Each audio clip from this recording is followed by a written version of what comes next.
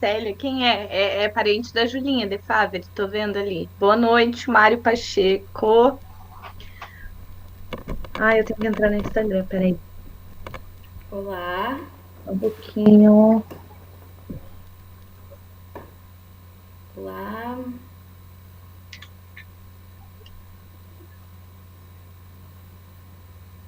Oi, Andressa. Oi, Pronto, tô Andressa. aqui. Quem é? É parente da Julinha de Oi, Favre, tô gente, as vendo pessoas ali. estão Boa noite, entrando. Mário Cadê? Pacheco. Vamos esperar Escola. a Laura aqui Eu para tenho que entrar no Instagram, peraí. começar a conversa. Um pouquinho.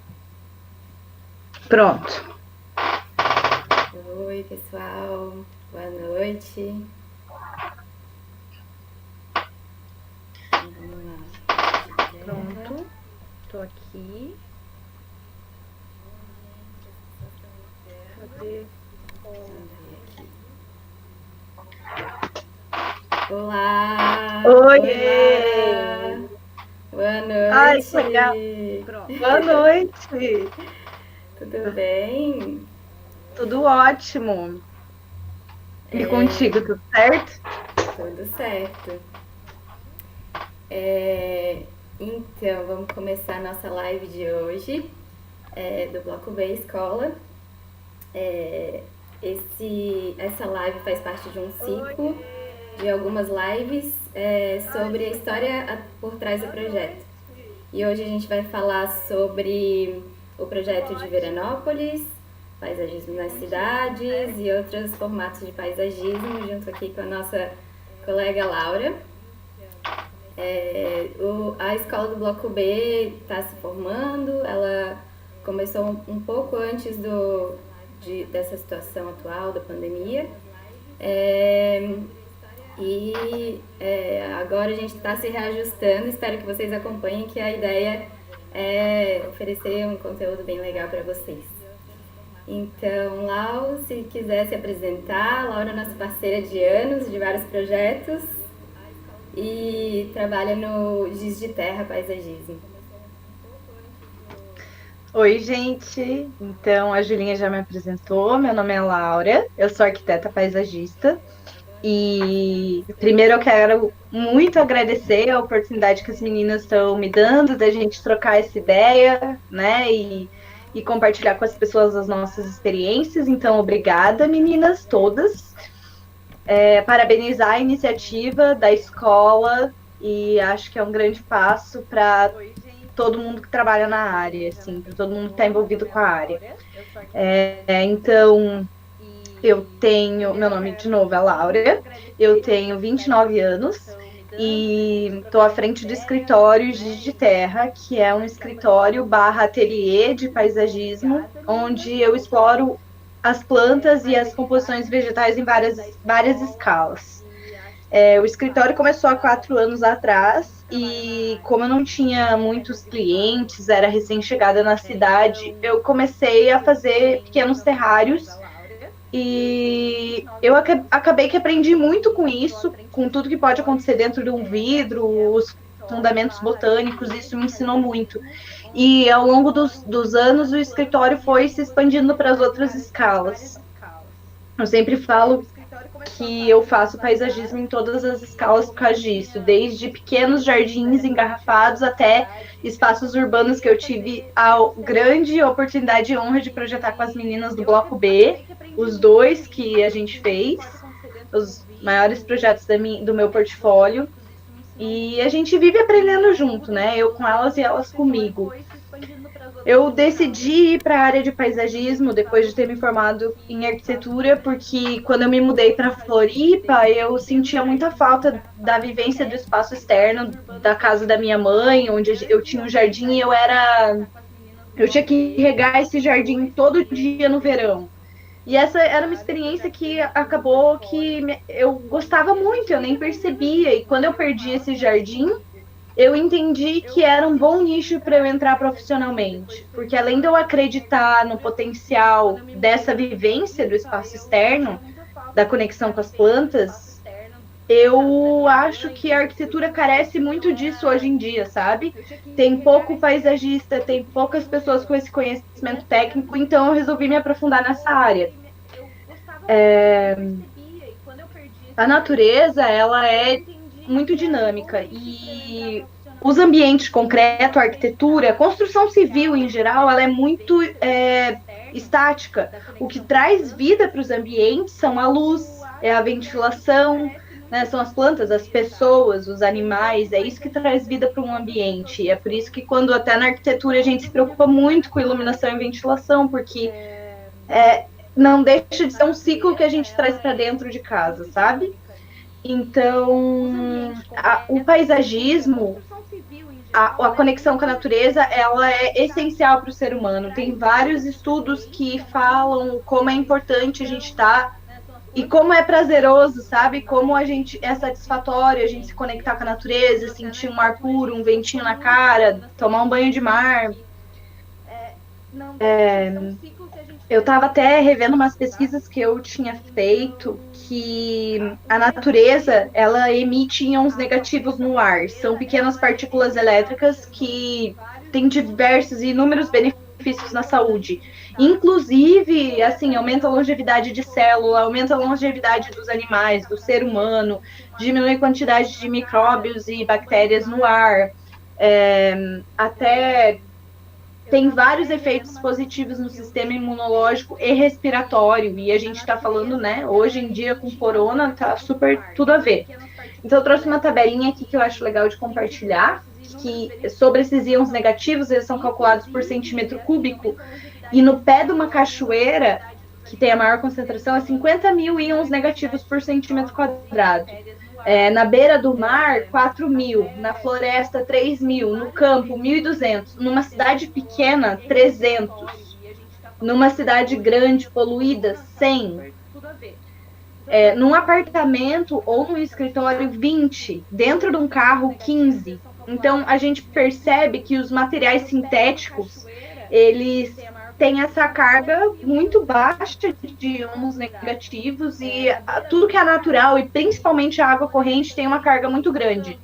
E isso é super benéfico para a gente. Tem até aqueles umidificadores de ar que a gente coloca dentro de casa, eles partem do mesmo princípio. Então, quando a gente fala de ambientes interiores, falando de uma escala mais reduzida agora, qualquer intervenção que você faça, trazendo a natureza para dentro, ela já vai ser super benéfica. Até pro teu psicológico, pro teu humor, porque você vai estar ali no escritório, tem uma plantinha do lado do teu computador, você vai descansar o olho a cada, sei lá, 3 horas, vai olhar para a planta, vai ver que nasceu um broto, isso, nossa, muda a tua dinâmica de trabalho, é uma pequena coisa. Dentro de um apartamento, a gente busca trazer o verde de fora para dentro e criando essas mini florestinhas, porque a gente tem essa necessidade, é muito bom. Quem tem um quintal hoje em dia tem nossa, é um grande privilégio, porque pôr o pé na terra, né, pôr o pé na grama, sentir o cheirinho de natureza, isso é nossa, é um grande privilégio. Com os processos de urbanização nas cidades, o quintal ele foi se excluindo da vida familiar das pessoas, né, e os espaços foram ficando cada vez mais reduzidos. E, por consequência disso, os espaços urbanos se tornaram cada vez mais essenciais, porque a gente não tem quintal, muita gente tem até, né, pet em apartamento, então é o espaço que tanto os animais, os pets têm para conviver com a natureza. Olha como o cachorro fica feliz quando vai passear, né?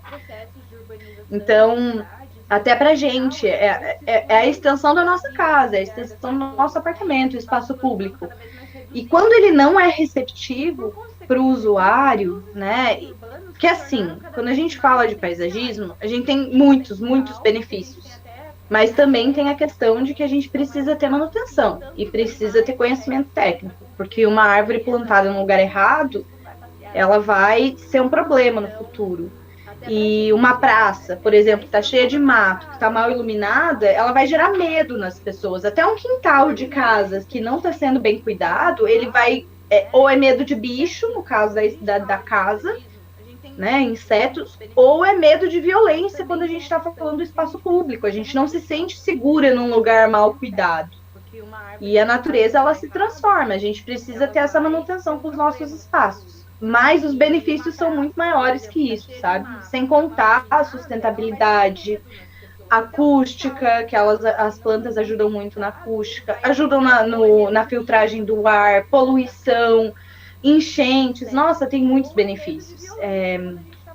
Então, além do enriquecimento ambiental, e a gente tem todas essas questões da sustentabilidade. Quando você tem a capacidade de criar, de cultivar uma plantinha, nem que seja no seu apartamento, você já vai ter um pouquinho mais de sensibilidade ambiental para cuidar do seu lixo, né? Para cuidar da sua rua, para cuidar de diversas coisas. Então, tá tudo interligado, né?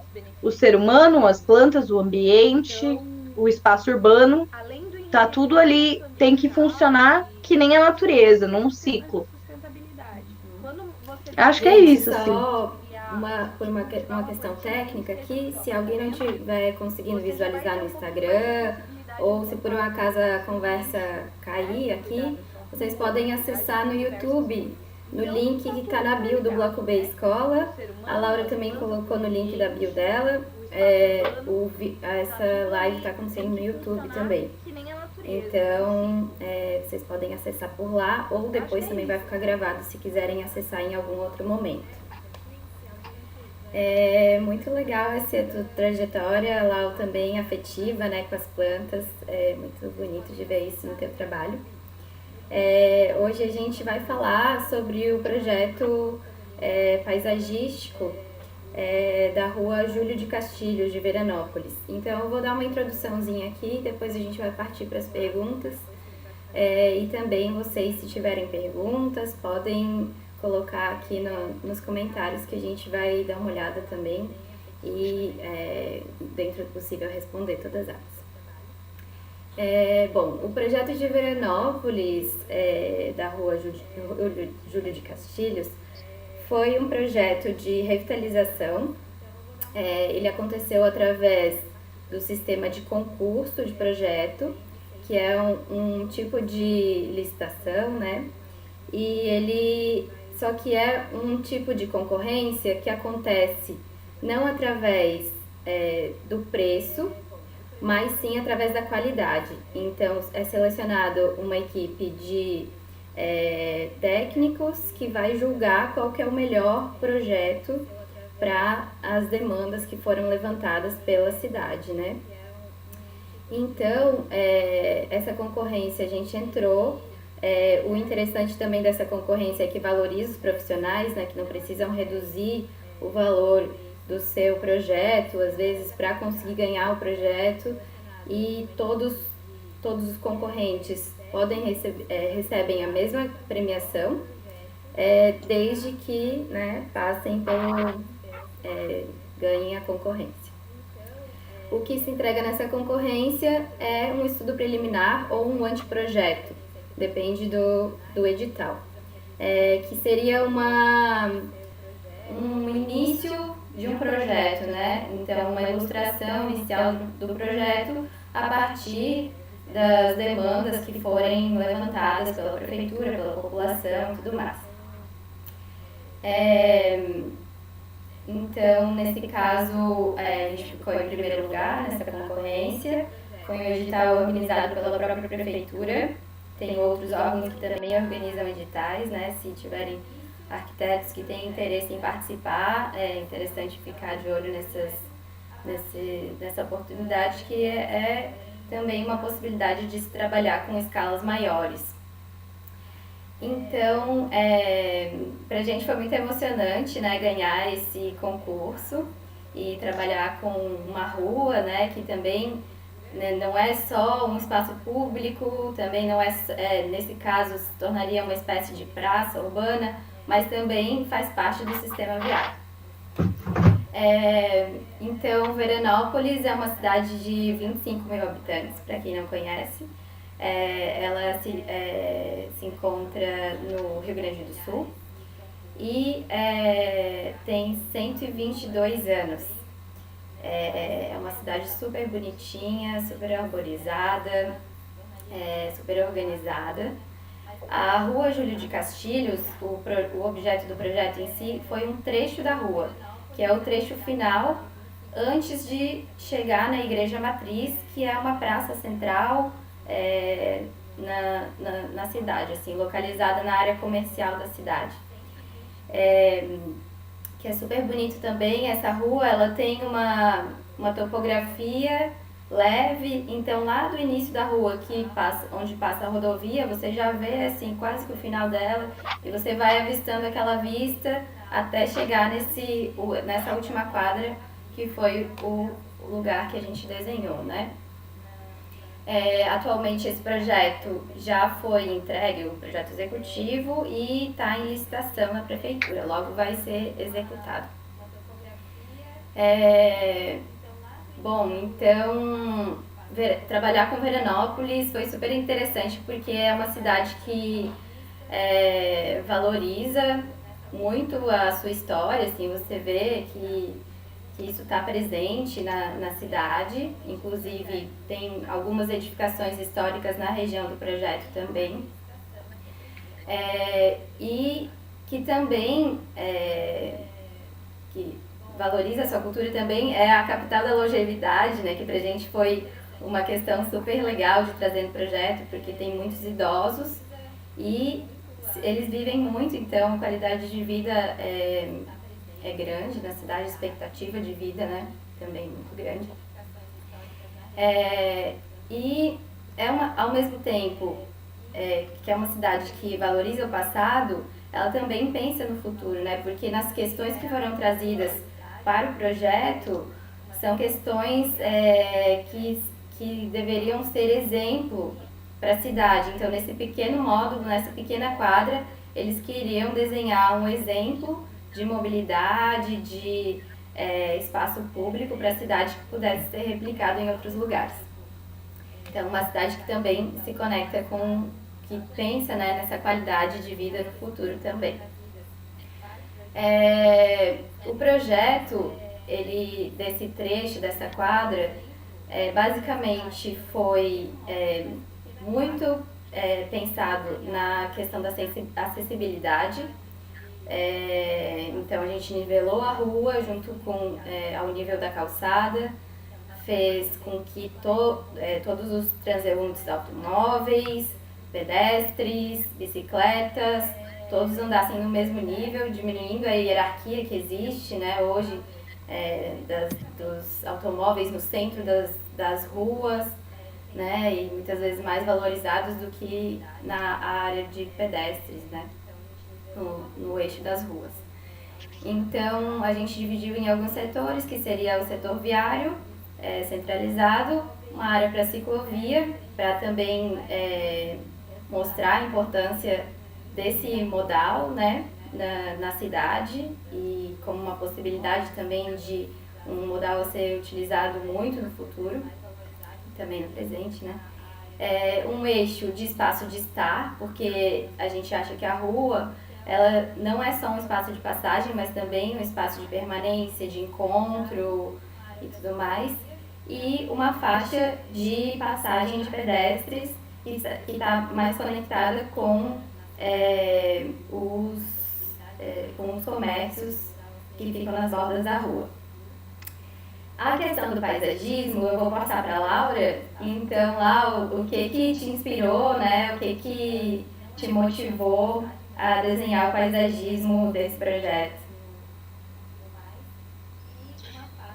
Ai, gente, eu acho que, primeiro de tudo, o principal é você olhar para um projeto como uma oportunidade única de explorar estratégias, né? Então, a Rua Júlio de Castilhos, que na minha cabeça, assim, falando, simplificando um pouco a linguagem, é um calçadão, né? Então, a gente está falando um calçadão onde, no fim desse calçadão, entre duas empenas de edifícios, a rua é bem edificada, tem alguns edifícios altos, e no fim a gente tem uma catedral gótica.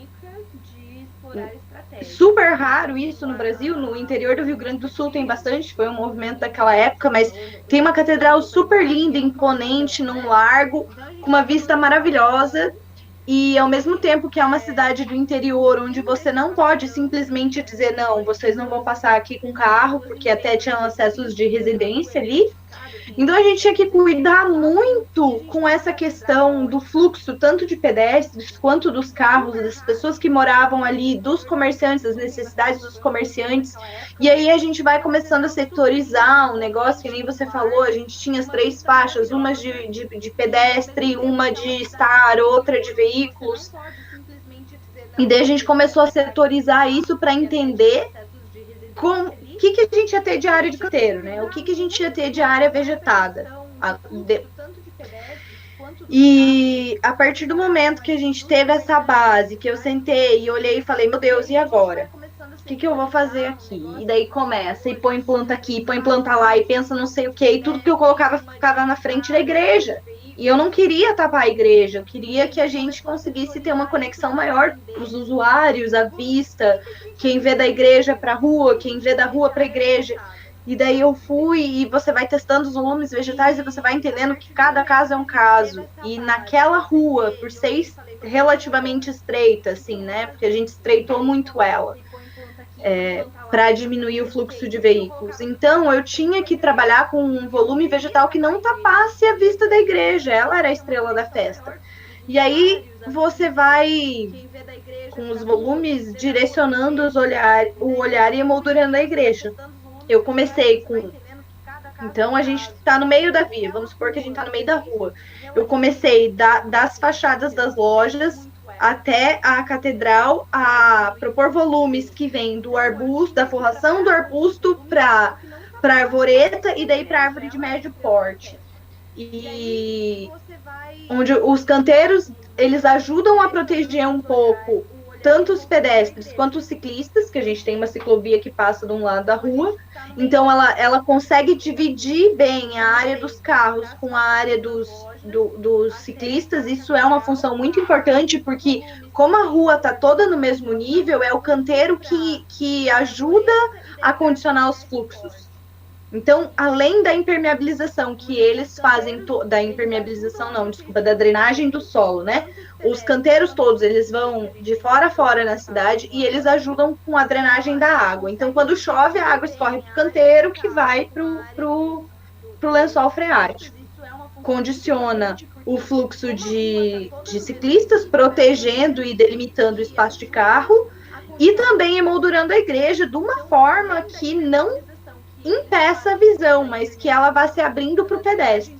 Então a gente escolheu algumas espécies vegetais nativas, sempre tem essa premissa, e a gente trouxe florações ornamentais nas árvores, é um renque de ipês, e a gente tem algumas cerejeiras também, que traz essa característica um pouco mais europeia para a urbanização, assim, que é uma árvore caduca que perde as folhas no inverno. Então, no inverno, a gente vai conseguir ver aquela igreja maravilhosa, com alguns pontos de cor nas folhas. É muito, muito legal, assim. Acho que a gente chegou num resultado bem interessante.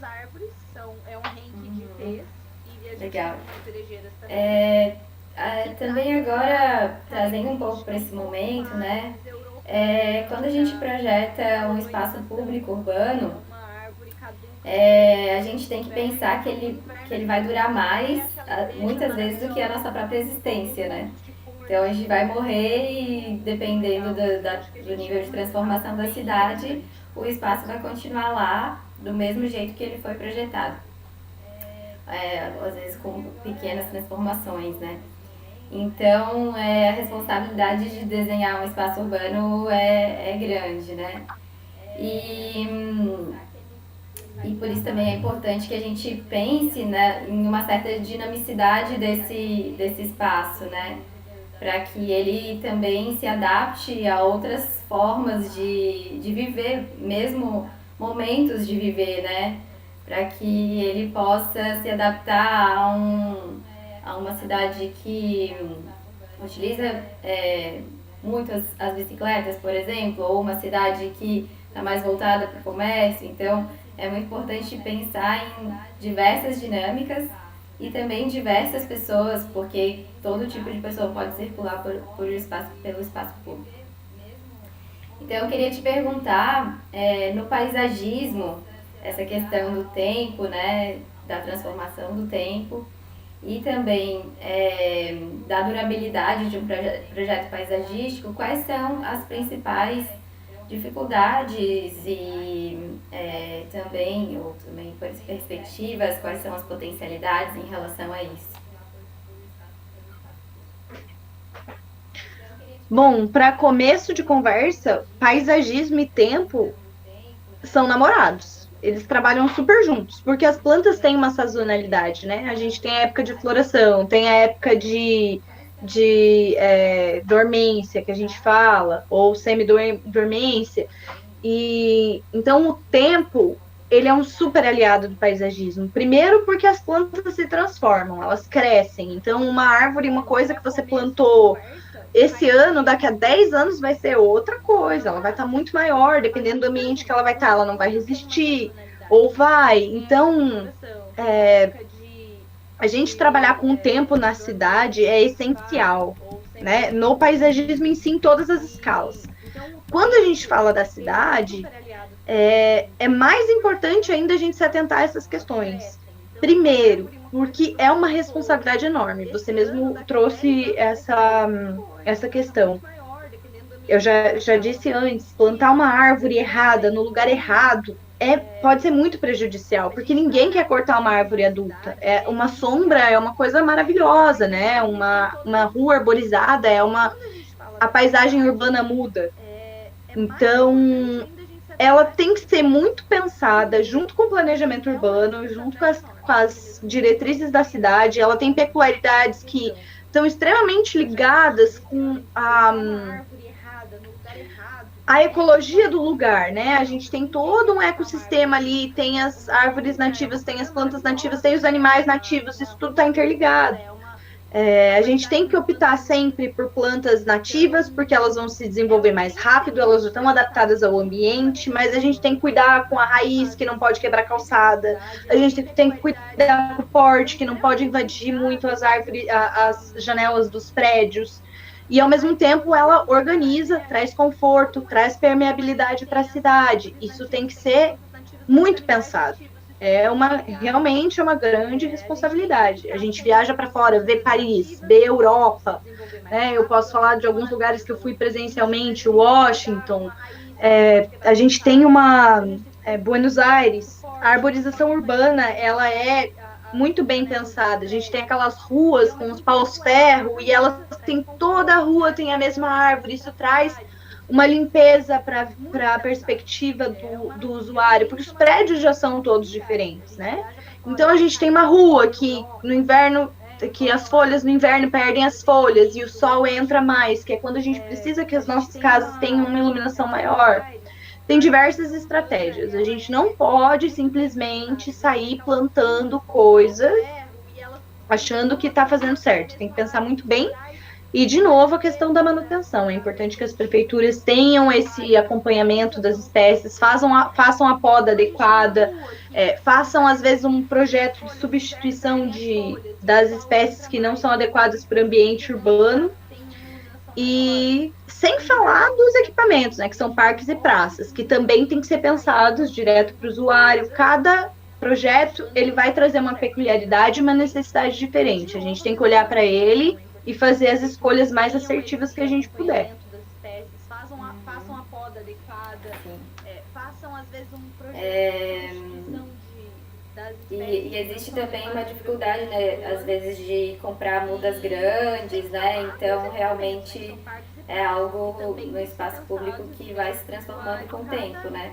E que tem que ter paciência, tem que esperar isso. E muitas vezes pode até configurar uma outra coisa que não estava, outra espacialidade que não estava ali esperada no projeto, né? Então, a organicidade das plantas é muito legal nesse sentido. Inclusive, para nós, né, que trabalhamos mais com a questão do desenho urbano em si, eu acho que é super importante trabalhar com os paisagistas, porque a gente começa a perceber algumas coisas que, né, nos nossos projetos a gente não consegue ver muitas vezes, né? Por exemplo, quando tu joga uma árvore de uma forma pensada, estruturada no projeto, a gente já começa a imaginar como que aquela ambiência, que sentidos que aquela árvore vai trazer pra gente, né? Por exemplo, a sombra que ela vai fazer, o vento que vai bater ali, o cheiro, a cor, a textura. Então, o paisagismo é super interessante, né, de trabalhar. E trabalhar com paisagista é mais interessante ainda porque traz esse conteúdo pra gente, né? Então, a gente já começa a imaginar as espacialidades também nesse sentido, né? E não só com os paisagistas, mas também com todos os outros profissionais que fazem parte do projeto, né? No caso de Veranópolis, a gente trabalhou também com engenheiros, né?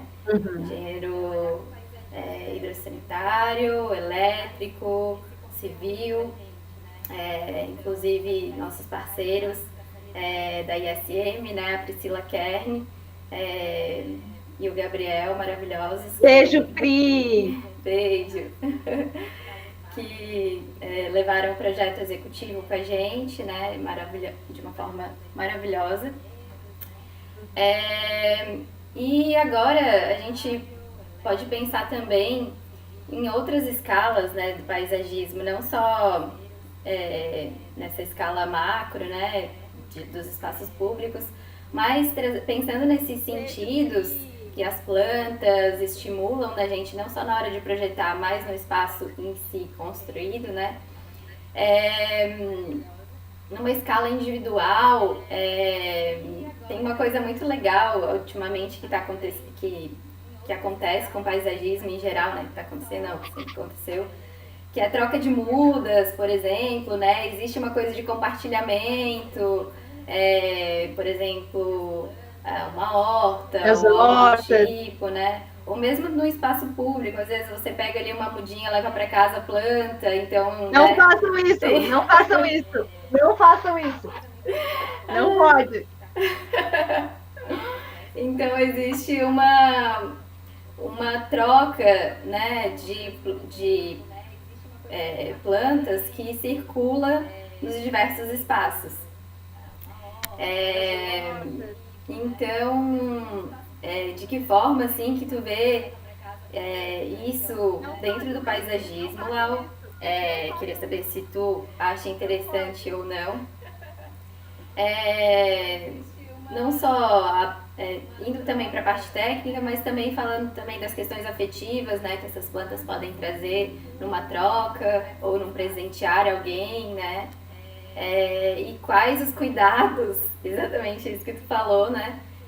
Que a gente tem que ter com esses compartilhamentos e tudo mais, ou quando a gente vai plantar alguma coisa externa dentro da nossa casa, ou trazer alguma coisa para dentro, enfim, colocar alguma coisa dentro do nosso espaço individual. Nossa, tem vários ganchos para pegar aí nessa tua fala. Vou tentar me segurar aqui para não ser uma palestrante. Primeiro, você falou do trabalhar junto, arquitetos e paisagistas. Essencial, porque o paisagismo, quando a gente fala de espécies e o espaço externo em si, ele tem uma peculiaridades técnicas muito importantes que não tem como um arquiteto se aprofundar em tudo, não tem como ele conhecer todas as plantas, as melhores plantas, profundidade de canteiro, o que trepa, como trepa, o que não, né, eu tô falando de trepadeira, né, tem umas que precisam de suporte e outras que não precisam de suporte, tem uma árvore que cresce assim, outra que cresce assado, que cresce rápido, que cresce devagar, que traz bicho, que não traz bicho. São muitas, inúmeras particularidades. É realmente uma especialidade, que nem quando a gente fala, talvez, em iluminação, né, ou em engenharia, é um projeto complementar. A gente tem que entender que temos que trabalhar juntos. Para um benefício maior do cliente e, no caso dos espaços urbanos, do cidadão, né, que não deixam de ser os clientes, os usuários dos espaços. Então, essa conexão entre arquiteto e paisagista é muito essencial desde o início do projeto, porque às vezes o arquiteto projeta um negócio que chega lá paisagista, ele não consegue fazer, não consegue porque o canteiro é muito estreito, ou porque não tem profundidade, ou porque o que o arquiteto pensou não vai dar certo daquela forma. É bom que se tenha esse acompanhamento desde o início, é um trabalho em conjunto. Não só os arquitetos precisam dos paisagistas, mas os paisagistas também precisam dos arquitetos, e respeitar e aprender com esses espaços, porque está tudo interligado. E quando a gente fala de trazer o espaço externo para o espaço interno, que é trazer plantas para dentro de casa, a gente tem que entender o sistema e dentro de casa a gente tem uma umidade do ar menor, a gente tem menos iluminação, então a gente tem que pensar nas plantas que se beneficiam disso. No nosso caso aqui no Brasil é muito legal, porque o Brasil é um país tropical, de floresta, né, tropical, e a floresta tropical ela é um ambiente que não tem muita luz, tem muita umidade, mas entra pouca luz, luz difusa, quase como dentro dos nossos apartamentos. E aí você pode aumentar essa questão da umidade por diversos fatores, como ter muitas plantas. Muitas plantas aumentam a umidade do ar. Deixar as plantinhas juntas favorece isso, borrifar, regar, etc. Eu já falei antes dos benefícios que as plantas podem ter na nossa saúde mental, na qualidade ambiental, na saúde mesmo, né? Então, não recomendo que vocês peguem muda da rua, gente. É muito triste, porque custa muito caro fazer um espaço urbano. E às vezes a gente não vence, as plantas morrem, não sei o quê. E antes a gente falou do tempo, eu esqueci de mencionar bem o que você falou, que às vezes a gente planta uma árvore e ela vai demorar 10 anos para crescer, 5 anos para crescer, se for uma espécie porreta, sabe? Então a gente vai lá, às vezes, no nosso jardim, porque dentro de casa é mais fácil, tá dentro de vaso. Vaso a gente muda de lugar. Mas quando a gente planta na terra, a gente vai lá e planta uma. Ah, peguei essa plantinha aqui, ai, tá pequena para esse vaso, tá grande para esse vaso, vou plantar aqui na terra, nesse cantinho no jardim. Ou você vai matar a tua planta porque você plantou no lugar errado, ou você vai acertar, o que eu espero que seja esse o caso, ou você vai fazer uma grande de uma cagada que você só vai perceber daqui a 5 anos. Que daí teu jardim vai estar uma bagunça, vai estar uma coisa esquisita, vai estar uma coisa tomando conta da outra, matando a outra, e enfim. Então, toma cuidado com as escolhas que você vai fazer quando a gente está falando de plantar na terra mesmo. Principalmente quando a gente fala das coisas de maior porte, tá? Árvores e arbustos. Temos que ter esse cuidado. Mas cultivar uma plantinha dentro de casa é muito bom, é uma coisa. É o que eu te falei antes, ela traz uma dinamicidade para o espaço. No inverno ela vai estar de um jeito, no verão ela vai estar de outro. Você vai ter que cuidar dela, tem a manutenção, temos que fazer, temos que regar. Mas é uma prática, você vai aprendendo e se conecta às pessoas, que nem você falou, assim, a gente vai tendo os espaços compartilhados, as plantas compartilhadas e elas se multiplicam, né? Isso que é muito legal. Então, presentear uma pessoa com uma planta. Oi, vai acabar. Ai, meu Deus. A gente tem, acho que 5 minutos.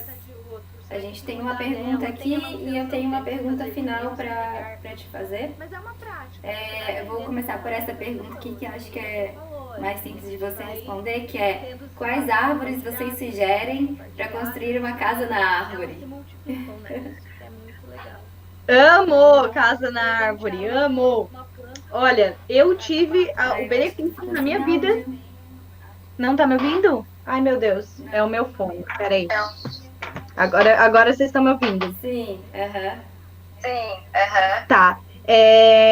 Bom, eu tive uma casa na árvore com um abacateiro. Então, o que você tem que ter em mente? Tem que ser uma árvore que tenha o tronco bem lenhoso, tá? Tem que ser uma árvore com tronco forte, que já seja adulta, que aguente o peso.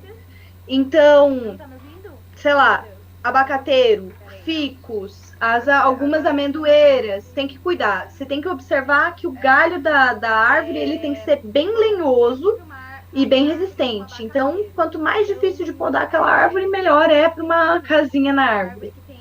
A gente tem uma sugestão aqui do Gabriel Pedrotti: engar feijão. Engar feijão, muito bom.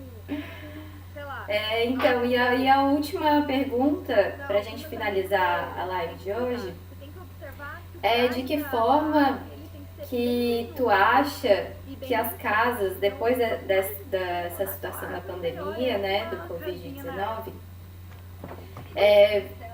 eu percebi que realmente as pessoas estão olhando mais para suas plantas, né? Para cuidando, regando, podando, né? Porque estão exatamente tendo mais tempo em casa para essas coisas, né? Então, você acha que o espaço da casa vai se transformar depois desse momento? De repente, assim, vão surgir outros espaços onde as plantas vão estar presentes, ou de repente elas vão estar presentes de alguma outra forma, ou com mais imponência, não sei, né? O que tu acha? Eu acho que primeiro o espaço externo ele vai ser super valorizado. Estamos primeiro falando do espaço externo. Cara, uma praça, um parque, um quintal, isso aí eu não tenho dúvida que as pessoas vão cada vez olhar com mais carinho para isso. Já era uma tendência, agora depois do Covid mais ainda, porque ninguém aguenta ficar trancado dentro de um ambiente fechado 24 horas por dia, é muito difícil. E sobre os interiores, também sem dúvida, porque muita gente mora em apartamento e muita gente quer tentar trazer essa sensação de exterior para dentro de casa. E não é difícil, você vai aprender com o tempo. Eu sempre falo que o mais importante é observar, é realmente observar e escutar o que a planta te diz, o que o ambiente está demonstrando, e você vai achar o teu caminho. Qualquer dúvida, eu vou estar sempre à disposição, eu sou super aberta para trocar uma ideia. E pode me seguir lá no Giz de Terra e perguntar para mim quando vocês tiverem qualquer dúvida. Bora movimentar essas plantinhas dentro de casa. Maravilhosa. Mais alguma questão que tu quer colocar, quer trazer?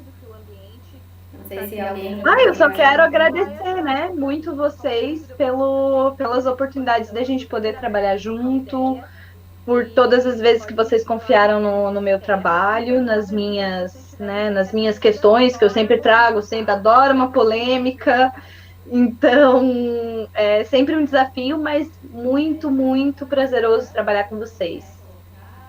Maravilhosa, sempre muito bom também te ter junto nos projetos. Espero que a gente continue fazendo mais e mais projetos, né?